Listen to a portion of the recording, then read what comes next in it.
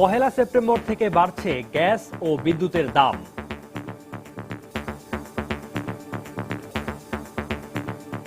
অন্যান্য পণ্যের মূল্য বৃদ্ধির চাইতে এটা কি বেশি বেড়েছে?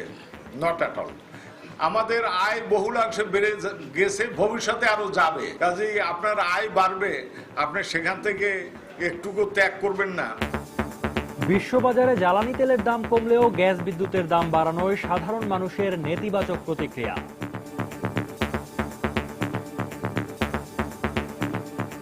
এখনই যে দামটা আছে সেইটাই সঠিকভাবে বিল মানুষ দিতে পারতেছে না। এটা তো সাধারণ মানুষের উপর খুব ভালো প্রভাব পড়বে, কারণ এখন যে অবস্থা, ব্যবসা বাণিজ্য অবস্থা খুব খারাপ। এই সিদ্ধান্ত পুরোপুরি জনস্বার্থ বিরোধী বলছেন জ্বালানি বিশেষজ্ঞরা। সমতা বিধানের ব্যাপারটি ও বাধ্যবাধকতা রয়েছে, সে প্রশ্নে মূল্য বৃদ্ধির বিষয়টি অবশ্যই জনস্বার্থ বিরোধী হলো। এবার অন্যান্য শীর্ষ সংবাদ। ঈদে পশু কোরবানির জন্য ঢাকা সহ সব বিভাগীয় ও পৌর এলাকায় নির্দিষ্ট স্থান নির্ধারণ। রাজধানীতে পশু জবাই হবে 493টি স্থানে। হাসপাতাল ও রেল লাইনের পাশে কোনো হাট নয়। দুর্নীতির 2 মামলার সাক্ষ্য গ্রহণে স্বাস্থ্যগত কারণ দেখিয়ে আদালতে যাননি বেগম জিয়া। সাক্ষীকে বেআইনি সহায়তার অভিযোগকে কেন্দ্র করে আইনজীবীদের মধ্যে তর্ক বিতর্ক। বার কাউন্সিল নির্বাচনে আওয়ামী লীগ সমর্থিত সম্মিলিত আইনজীবী পরিষদ জয়ী। নির্বাচন সুষ্ঠু হয়েছে, আনুষ্ঠানিক ফল ঘোষণা সোমবারের পর। এবং অপহরণের সঙ্গে জড়িত থাকার অভিযোগে রাজধানীর মিরপুর থেকে 7 জন গ্রেফতার। প্রতারণার ফাঁদে সর্বশান্ত করত বিত্তবানদের।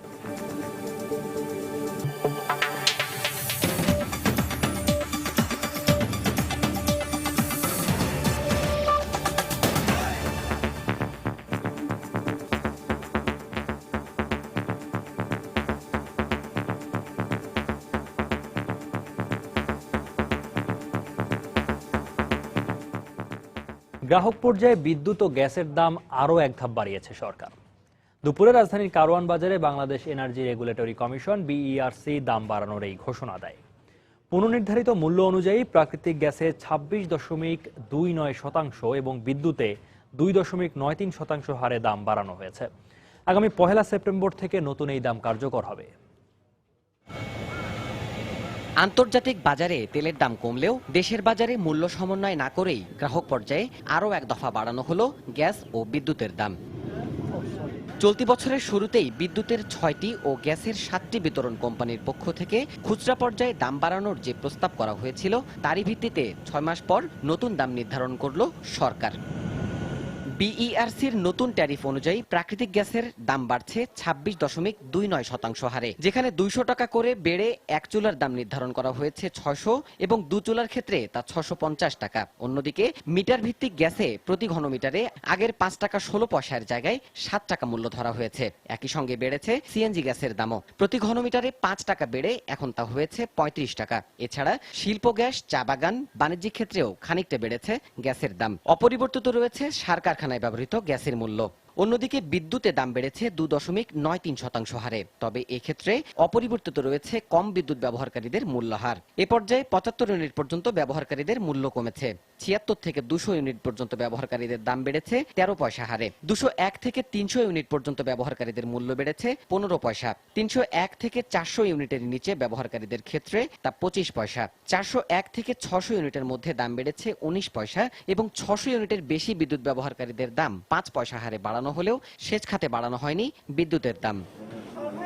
তবে গ্যাস ও বিদ্যুতের পরিবর্তিত এই মূল্যের বোঝা নাগরিকদের খুব একটা ভোগাবে না বলে আশা কমিশন চেয়ারম্যানের। তার যুক্তি, আগের চেয়ে বেড়েছে মানুষের ক্রয় ক্ষমতা। প্রাকৃতিক গ্যাস দিয়ে আমরা বাড়িতে জ্বালানি, বাড়ির রান্না বান্না করি, আমরা বিদ্যুৎ উৎপাদন করি, আমরা কাপড় পর্যন্ত শুকিয়ে থাকি, আর এত কম দাম গ্যাসের আর কোথাও নেই। অন্যান্য পণ্যের মূল্য বৃদ্ধির চাইতে এটা কি বেশি বেড়েছে? Not at all. আমাদের আয় বহুলাংশে বেড়ে গেছে, ভবিষ্যতে আরো যাবে এবং বিদ্যুৎ পারপাসেও খরচ বেড়ে যাবে। কাজেই আপনার আয় বাড়বে, আপনি সেখান থেকে একটুকু ত্যাগ করবেন না। এর আগে সবশেষ 2009 সালের আগস্টে গ্যাসের মূল্য পুনর্নির্ধারণ করা হয় এবং গত বছরের মার্চে খুচরা পর্যায়ের বিদ্যুতের দাম বাড়িয়েছিল সরকার। আর এবারে নির্ধারণ করা ট্যারিফের ফলে জ্বালানি নিরাপত্তা নিশ্চিত করা সম্ভব হবে বলেও আশা এনার্জি রেগুলেটরি কমিশনের। যেটুকু আমরা বাড়িয়েছি এটুকু অত্যন্ত যৌক্তিক বাড়িয়েছি। দেবাশিস রায়, সময় সংবাদ, ঢাকা। কোনো ধরনের আইনের তোয়াক্কা না করে আবারও গ্যাস এবং বিদ্যুতের দাম বাড়ানোয় ক্ষোভ প্রকাশ করেছেন সাধারণ মানুষ। বিশেষজ্ঞরা বলছেন, গণশুনানির পরপরই দাম না বাড়িয়ে দীর্ঘ 6 মাস পর বিইআরসির এমন সিদ্ধান্ত পুরোপুরি আইনের পরিপন্থী। এছাড়া বিশ্ববাজারের সঙ্গে সমন্বয় না করে এমন সিদ্ধান্তে জনগণের স্বার্থকে উপেক্ষা করা হয়েছে বলে মত তাদের। বিশ্ববাজারে যেখানে জ্বালানি তেলের দাম কমেছে, সেখানে হঠাৎ করে দেশের বাজারে গ্যাস এবং বিদ্যুতের দাম বাড়ানোয় ক্ষোভ প্রকাশ করেছেন সাধারণ মানুষ। তারা বলছেন, শুধুমাত্র সরকারি চাকুরিজীবী 14 লাখ মানুষের বেতন বৃদ্ধির প্রভাবে এই দাম বাড়ানো হলেও সমহারে বৃদ্ধি পায়নি অন্যান্য পেশার মানুষের আয়। ঢাকা শহরে যারা বাসা ভাড়া নিয়ে আছে তাদের আরো কঠিন পরিস্থিতি হয়। এখনই যে দামটা আছে সেইটাই সঠিকভাবে বিল মানুষ দিতে পারতেছে না। পরবর্তীতে যদি দেওয়া হয় তাহলে এই রেমিডেন্সগুলো মানে এসে বাসাবাড়ির লোকেরা তো বিল দিবেই না, বরঞ্চ এটা নিয়ে আরো ক্ষোভের সৃষ্টি হবে। ব্যবসা বাণিজ্য অবস্থা খুব খারাপ, যারা খেটে খাওয়া মানুষ তাদের জন্য তো খুবই সামান্য, এটা খুবই অসুবিধার মধ্যে পড়তে হবে। বিশেষজ্ঞরা বলছেন, গত ফেব্রুয়ারি মাসে গণশুনানিতে দাম বাড়ানোর পক্ষে কোনো যৌক্তিকতা খুঁজে পাওয়া না গেলেও হুট করে বিইআরসির এ ধরনের সিদ্ধান্ত পুরোপুরি জনস্বার্থ বিরোধী। তবে অনেকে গ্যাসের দাম বাড়ানোর বিষয়টি যুক্তিযুক্ত মনে করলেও বিদ্যুতের দাম বাড়ানোয় দেশের শিল্প কারখানায় ব্যাপক নেতিবাচক প্রভাব ফেলবে বলেও মনে করেন তারা। গ্যাসের দামটা যদি সমন্বয় না করা হয় এবং না বাড়ানো হয়, তাহলে ভবিষ্যতে সরকার যে এলএনজি আনার প্রোগ্রাম করছে তাতে কিন্তু তখন গ্যাস সেক্টরেই সরকারকে ভর্তুকি দিতে হবে। বিদ্যুতের দাম বাড়ানোর কোনোই যুক্তি আমি দেখতে পাচ্ছি না। যেই হারে বাড়ানো হয়েছে তাতে কিন্তু আমরা জানি অনেক ইন্ডাস্ট্রিতে তাদের ভীষণ রকমের সমস্যা হয়েছে। আকস্মিকভাবে দীর্ঘ বিলম্বের পর যে প্রক্রিয়ায় বিআরসি গ্যাস ও বিদ্যুতের মূল্য বৃদ্ধির আদেশ দিল, তা আমরা আইনি বহির্ভূত আদেশ হিসেবে গণ্য করি। এই আদেশ জনস্বার্থ পরিপন্থী। আন্তর্জাতিক মার্কেটে জ্বালানি মূল্য সমন্বয় করা হয়নি। এই আদেশ পুনর্বিবেচিত হওয়া উচিত। এছাড়া দেশের ইতিহাসে এবারই প্রথম বিইআরসি আইন লঙ্ঘন করে এমন সিদ্ধান্ত নিয়েছে উল্লেখ করে জনস্বার্থে গঠিত প্রতিষ্ঠানটিকে নিরপেক্ষ ভূমিকা পালন করারও আহ্বান জানিয়েছেন জ্বালানি বিশেষজ্ঞরা। জুনায়েদ আল হাবিব, সময় সংবাদ, ঢাকা। আসন্ন ঈদ উল আজহায় রাজধানী এবং সব বিভাগীয় ও পৌর এলাকায় বাড়ির পাশে বা যেখানে সেখানে কোরবানির পশু জবাই করা যাবে না। পার্শ্ববর্তী খোলা স্থান, খেলার মাঠ সহ নির্দিষ্ট স্থানে পশু কোরবানির সিদ্ধান্ত নিয়েছে সরকার। পশু কোরবানির জন্য রাজধানীতে 493টি স্থান নির্ধারণ করা হয়েছে বলে জানিয়েছেন স্থানীয় সরকার বিভাগের সচিব। দুপুরে সচিবালয়ে এ সংক্রান্ত এক আন্তঃমন্ত্রণালয় সভায় কোরবানির হাটের স্থানও নির্ধারণ করা হয়।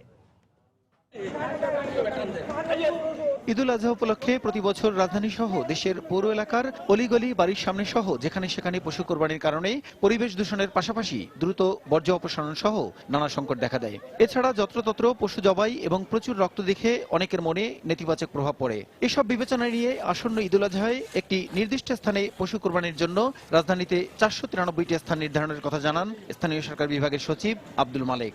আমরা একটা নির্দিষ্ট জায়গায় গরু নিয়ে যাব কুরবানির দিন, সেখানে জবাই হবে এবং সেখানে মাংস কেটে মাংস ওখানে বিতরণ হবে এবং একই সাথে ওখান থেকে সিটি কর্পোরেশন এবং পৌরসভা ময়লা উচ্ছিষ্ট সব নিয়ে আসতে পারবেন এবং ওই জায়গাটাকে পূর্বের ন্যায় জীবাণুমুক্ত করে রেখে আসবে। উত্তর দক্ষিণ মিলে 493টি জায়গা আমরা ইতিমধ্যে নির্ধারণ করেছি। এই 493টি জায়গা জনগণের কল্যাণে ওই স্থানে কুরবানি করার জন্য যাতে করে ইমাম সাহেবগণ থাকতে পারেন তার বন্দোবস্ত হবে। এদিকে রাজধানীতে এবার 16টি পশুরহাট বসবে উল্লেখ করে তিনি বলেন, হাসপাতাল ও রেল লাইনের পাশে পশুরহাট না বসানোর সিদ্ধান্ত নেওয়া হয়েছে। রেল লাইনের উপরে কোনোভাবে পশুর হাট বসাতে আপনারা দিবেন না। এই সাময়িক কিছু আয়ের জন্য, সাময়িক কিছু রেভিনিউ রাজস্ব আয়ের জন্য বড় ধরনের এই সমস্যা যেন তৈরি না হয়। কোনোভাবে হাসপাতাল এলাকার মধ্যে নিকটবর্তী জায়গায়ও কোনো হাট যাতে না বসে, আপনারা দয়া করে সেটা দেখবেন। এই সিদ্ধান্ত বাস্তবায়নে রাজধানী সহ সকল বিভাগীয় ও পৌর শহরে সচেতনতামূলক প্রচারের উদ্যোগ নেওয়ার কথাও জানান স্থানীয় সরকার বিভাগের সচিব। আমরা সবার সহযোগিতা চাই। প্রসন্ন আশিস, সময় সংবাদ, ঢাকা। জবানবন্দি গ্রহণকালে সাক্ষীকে বেআইনিভাবে সহায়তার অভিযোগ, তর্ক বিতর্ক ও আদালত বর্জনের মধ্য দিয়ে বৃহস্পতিবার শেষ হয়েছে বেগম খালেদা জিয়ার বিরুদ্ধে চলা দুর্নীতির 2 মামলার শুনানি, সাক্ষ্য গ্রহণ ও জেরা। স্বাস্থ্যগত কারণে এদিন আদালতে হাজির হননি বিএনপি চেয়ারপারসন। আগামী 3রা সেপ্টেম্বর মামলার পরবর্তী দিন ধার্য করেছেন আদালত। বিএনপি চেয়ারপারসন বেগম খালেদা জিয়ার অনুপস্থিতিতেই বৃহস্পতিবার সকালে বকশীবাজার স্থাপিত অস্থায়ী বিশেষ জজ আদালতে শুরু হয় জিয়া অরফানেজ ট্রাস্ট ও জিয়া চ্যারিটেবল ট্রাস্ট দুর্নীতি মামলার এদিনের কার্যক্রম। এদিন জিয়া চ্যারিটেবল ট্রাস্ট দুর্নীতি মামলার বাদী ও প্রথম সাক্ষী দুদক কর্মকর্তাকে জেরা করেন মামলার অন্য আসামি মনিরুল ইসলামের আইনজীবী। একই মামলায় আদালতে আরো 3 জন সাক্ষ্য দেন। পরে বেগম জিয়ার অনুপস্থিতিতে আইনজীবীদের হাজিরা দেওয়ার অনুমতি ও সময় আবেদন করলে তা আদালত মঞ্জুর করেন। বেগম জিয়ার অনুপস্থিতিতে সাক্ষী হয়েছে, একজন সাক্ষীকে আমরা জেরা করেছি, আর 2 জন সাক্ষীর সাক্ষ্য শুধু বাদীর জবানবন্দি গ্রহণ করেছেন। দালিলিক প্রমাণ সহ আমরা যে সমস্ত কাগজপত্র মাননীয় আদালতে দাখিল করার দরকার সেগুলো আমরা দাখিল করেছি এবং আগামী তারিখ পড়েছে 3/9। এর আগে সাক্ষ্য গ্রহণের সময় এক সাক্ষীকে নথিপত্র ও তথ্য দিয়ে সহায়তার অভিযোগ তুলে আদালত কক্ষ থেকে বেরিয়ে আসেন বেগম জিয়ার আইনজীবীরা। আইন অনুযায়ী বিচার হচ্ছে না বলে এ সময় তারা গণমাধ্যমের কাছে অভিযোগ করেন। জবানবন্দি সাক্ষী নিজে দিতে হবে, কোনো সাহায্য করার সুযোগ নাই। বারবার অ্যাটেনশন ড্র করার পরেও কিন্তু কোর্ট তার জবানবন্দি লিখতেছে, এটা সম্পূর্ণ বেআইনি। ন্যায় বিচার হচ্ছে না এখানে আমি বলবো। তবে সাক্ষীকে সহায়তার বিষয়টি এড়িয়ে গেলেও আদালত কক্ষ ত্যাগ করার ঘটনাটিকে বিচার কাজে প্রতিবন্ধকতার শামিল বলে মন্তব্য করেন দুদকের আইনজীবীরা। মামলা চলাকালীন সময় তারা আদালত থেকে বেরিয়ে এসেছেন, এসে কি বলেছেন আমি জানি না, তবে মাননীয় আদালতে এই আচরণকে নজিরবিহীন বলেছেন এবং পরবর্তীতে আবার তারা সেখানে গিয়েছেন, আবার গিয়ে তারা দরখাস্ত দিয়েছেন। তো এই সমস্ত আচরণের কোনো জবাব আমার পক্ষে দেওয়া সম্ভব নয়।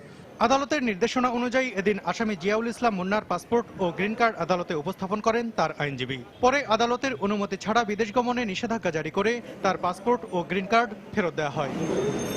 সালাউদ্দিন সুমন, সময় সংবাদ, ঢাকা। বাংলাদেশ বার কাউন্সিল নির্বাচনে জয়ী হয়েছে আওয়ামী লীগ সমর্থিত সম্মিলিত আইনজীবী সমন্বয় পরিষদ। অনানুষ্ঠানিক ফলাফলে দেখা যায় 14টি পদের মধ্যে 10টিতে জয় পেয়েছে এ প্যানেল।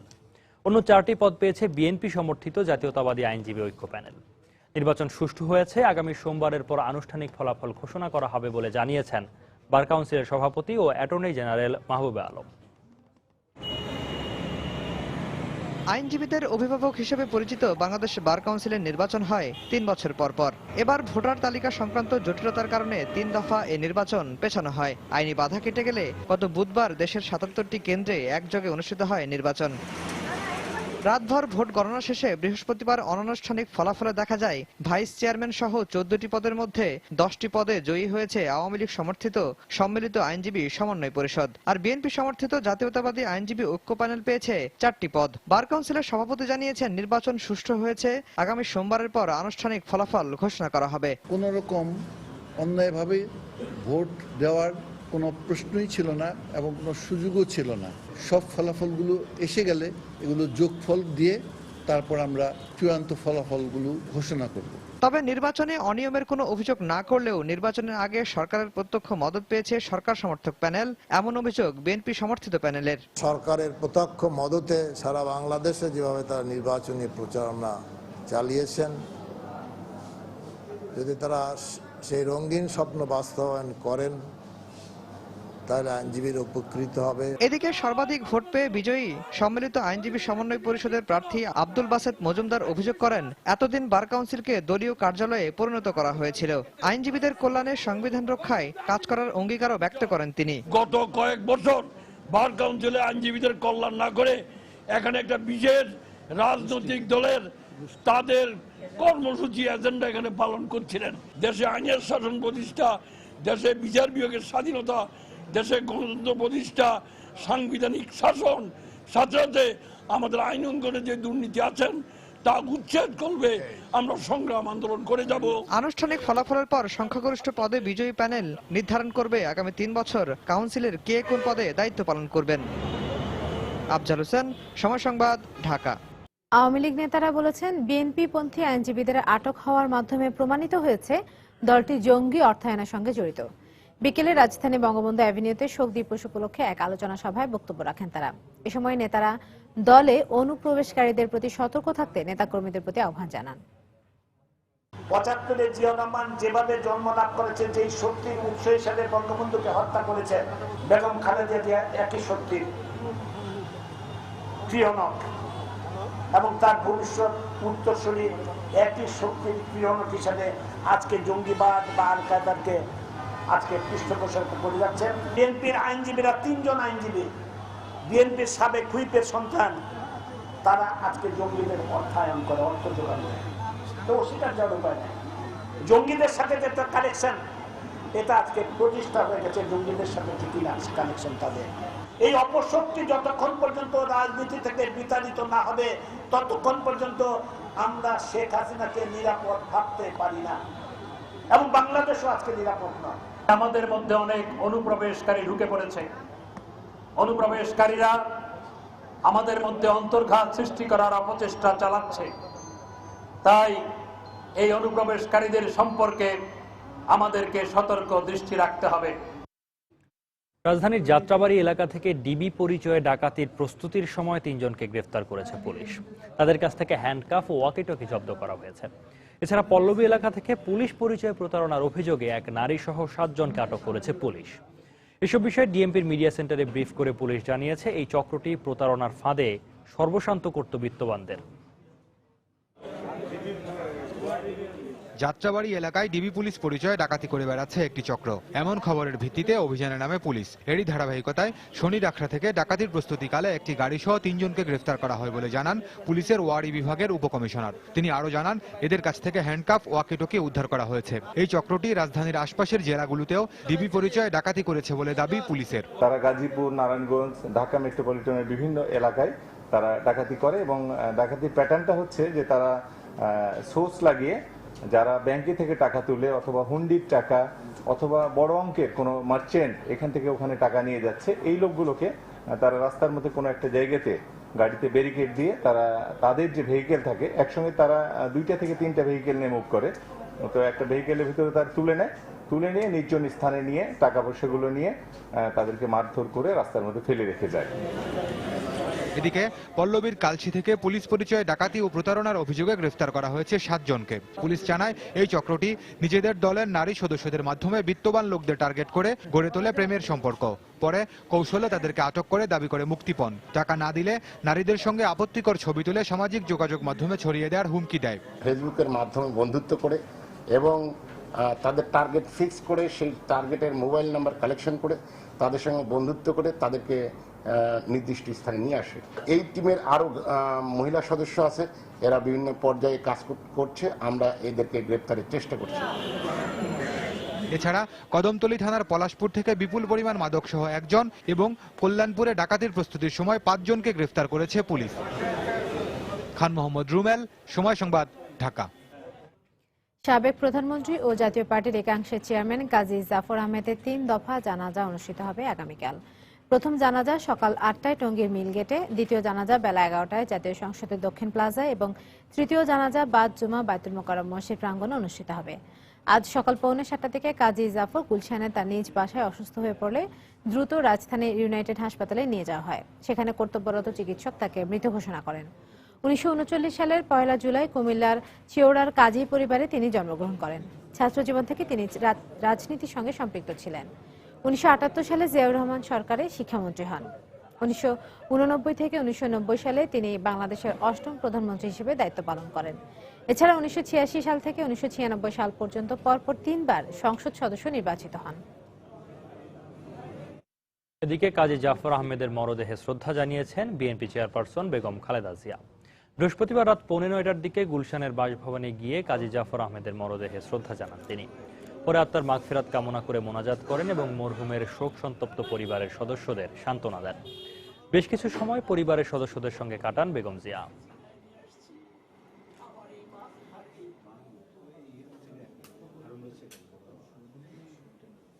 বান্দরবানের থানচির বড়মদক এলাকায় বিজিবির ওপর মিয়ানমারের বিচ্ছিন্নতাবাদী গোষ্ঠী আরাকান আর্মির হামলা অতর্কিত ছিল বলে জানিয়েছেন বিজিবি মহাপরিচালক মেজর জেনারেল আজিজ আহমেদ।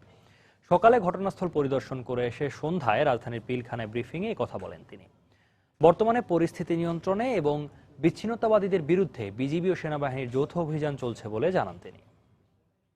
আমাদের কাছে অবশ্যই একটা আমরা এই ধরনের একটা ঘটনা ঘটতে পারি সেটার জন্য ডেফিনেটলি প্রস্তুত ছিলাম না, কারণ সীমান্তে এখন ওই ধরনের কোনো পরিস্থিতি নাই। আমরা অলরেডি অপারেশন লঞ্চ করেছি, আমরা সেখানে আরও পেট্রোল পাঠাচ্ছি, কারণ এটাতে একটু সময় লাগে, যেহেতু আমরা তো এটার জন্য প্রস্তুত ছিলাম না। আমাদের বিজিবির 10 থেকে 12 প্লাটুন এবং হলো সেনাবাহিনী 4 থেকে 5 প্লাটুন, এই টোটাল ফোর্স মোতায়েন হবে। যারা আছে এডিশনালগুলো যাবে।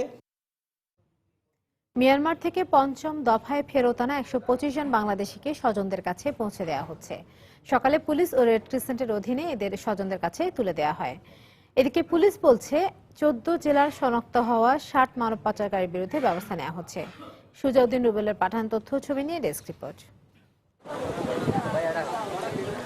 মৃত্যুর মুখ থেকে ফিরে আসা সন্তানকে পেয়ে এভাবেই আবেগে আপ্লুত হয়ে পড়লেন মা। সমুদ্রপথে অবৈধভাবে মালয়েশিয়া রওনা হওয়ার 6 মাস পর সরকারের সহায়তায় দেশে ফিরে এলো নুরুল আফসার। নুরুলের মতো আরো 25 নাবালককে আদালতের নির্দেশে হস্তান্তর করা হয় স্বজনদের কাছে। মাকে দেখে অনেক ভালো লাগছে, আর বুড়োতে বেশি কষ্ট পাইছি। অনেক বাধ্য হয়েছে আমার গাজা থেকে রক্ত বাইরেছে। দালাল আমাকে একটু লোভ দেখাইছে যে তোমরা দেশে কি করতেছো, দেশে গেলে 50-60 হাজার টাকা কামাইতে পারবা। লোভে পড়ে আমি গেছি। আমার ধরেন লাত্তি দিয়ে আমার ফেলা দিছে, আমার সাগরের ভিতরে ফেলা দিয়ে 1 ঘন্টা আমার সাগরের ভিতরে শাস্তি দিছে। এখন খুব ভালো লাগতেছে, বাড়ি যাচ্ছে, খুব ভালো লাগতেছে। এদিকে অপর 100 জনকে পুলিশের মাধ্যমে ছেড়ে দেওয়া হয়েছে নিজ জিম্মায়। মোট 125 জনের জবানবন্দিতে শনাক্ত হওয়া মানব পাচারকারীদের বিরুদ্ধে ব্যবস্থা নেওয়ার আশ্বাস দিলেন সিনিয়র সহকারী পুলিশ সুপার। আমরা প্রায় 60 প্রায় 68 জনের মতো আমরা দালালিটির মধ্যে চিহ্নিত করতে পেরেছি। কক্সবাজার সহ যে 14টি জেলার আমরা নাম পেয়েছি, আমরা তাদেরকে 14টি জেলার বিভিন্ন থানায় পাঠাবো, সেখানে আইনগত ব্যবস্থা নেওয়া হবে দালালদের বিরুদ্ধে। অ্যাডাল্টদের আমরা IOM এর মাধ্যমে তাদের কাছে প্রত্যেকটা থানার মাধ্যমে আমরা তাদেরকে হস্তান্তর করতে যাচ্ছি, এবং বাদবাকি যে শিশু ছিল তাদেরকে রেড ক্রিসেন্টের মাধ্যমে আমরা হস্তান্তর করছি। 21 মে ও 29 মে মিয়ানমারের জলসীমা থেকে 935 জনকে উদ্ধার করা হয়েছিল। এদের মধ্যে 5 দফায় ফেরত আনা হয়েছে 626 জনকে। সময় সংবাদ, কক্সবাজার। আবারও শিশুদের সামনে উন্মুক্ত মঞ্চে ধূমপান করলেন সমাজ কল্যাণ মন্ত্রী সৈয়দ মহসিন আলী। বিকেলে সমাজ কল্যাণ অধিদপ্তরের আয়োজনে ব্রাহ্মণবাড়িয়া সরকারি শিশু পরিবারের নিবাসীদের সঙ্গে মতবিনিময় অনুষ্ঠানে প্রধান অতিথি হিসেবে মঞ্চে উপস্থিত ছিলেন তিনি। মঞ্চে ওঠার কিছুক্ষণ পরেই তিনি ধূমপান শুরু করেন। এ সময় ছবি ধারণ করতে গেলে মন্ত্রীর সঙ্গে থাকা লোকজন সাংবাদিকদের ছবি তুলতে বাধা দেয়। পরে শিশুদের সঙ্গে গলা মিলিয়ে গান গেয়ে হাসি ঠাট্টায় মেতে ওঠেন মন্ত্রী। এর আগেও মঞ্চে ধূমপান করে ব্যাপক সমালোচিত হয়েছিলেন তিনি। ওই ঘটনার পরে সংবাদ সম্মেলন করে ক্ষমাও চান মন্ত্রী।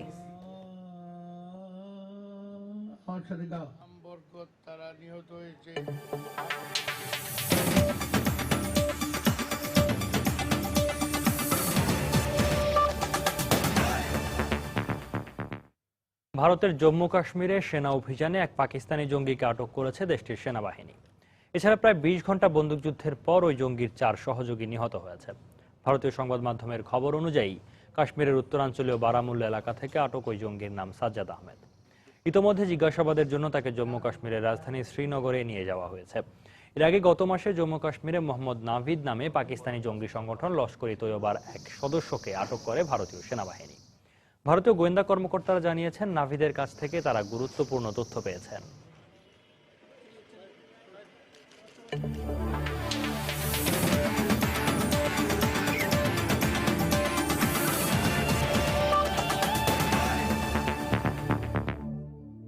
সাফ অনূর্ধ্ব 19 ফুটবল চ্যাম্পিয়নশিপের খবর। পেনাল্টিতে হেরে স্বপ্ন ভাঙা হলো বাংলাদেশের যুবাদের।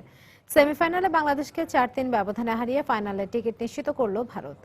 এর আগে নির্ধারিত সময়ের খেলা গোলশূন্য শেষ হয়। নেপালের আনফা কমপ্লেক্সে ভারতের বিপক্ষে শুরু থেকেই এদিন বেশ আক্রমণাত্মক খেলতে থাকে সাইফুলবাড়ি টিটুর দল। গোলের বেশ কিছু সুযোগও সৃষ্টি করেছিল রাব্বি রোহিতরা, তবে ভারতের ডিফেন্সে ফাটল ধরাতে পারেননি বাংলার যুবারা। এতে গোলশূন্য অবস্থায় শেষ হয় প্রথমার্ধ। দ্বিতীয়ার্ধেও দু দলের আক্রমণ পাল্টা আক্রমণে জমে ওঠে খেলা। ভারতের স্ট্রাইকাররা গোলের সহজ কিছু সুযোগ হারালে গোলশূন্য অবস্থায় শেষ হয় নির্ধারিত 90 মিনিটের খেলা। এরপর পেনাল্টি শুটআউটে নিজেদের প্রথম শট মিস করে ভারত, কিন্তু এরপরও সেই সুবিধা কাজে লাগাতে পারেনি লাল সবুজের প্রতিনিধিরা। প্রথম 5 শটে দু দলে 3টি করে গোল করে। এরপর সার্ডেন ডেথে ভারত প্রথম গোল করলে ব্যর্থ হয় বাংলাদেশ। ফলে প্রথম সাফ অনূর্ধ্ব 19 ফুটবলের ফাইনালে ওঠার আনন্দে মাতে অনিরুদ্ধ থাপার দল।